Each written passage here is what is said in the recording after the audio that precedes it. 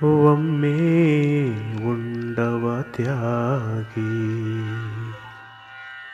ಇಮ್ಮೆ ಉಂಡವ ಭೋಗಿ ಭಿಮ್ಮ ಗುಂಡವನೆ ರೋಗಿ ಯೋಗಿತಾ ಸುಮ್ಮನಿರುತಿಹನು ಸರ್ವಜ್ಞ. ಒಪ್ಪತ್ತು ಮಾತ್ರ ಊಟ ಮಾಡುವವನು ತ್ಯಾಗಿ, 2 ಹೊತ್ತು ಊಟ ಮಾಡುವವನು ಭೋಗಿ, 3 ಸಲ ಊಟ ಮಾಡುವವನು ರೋಗಿ.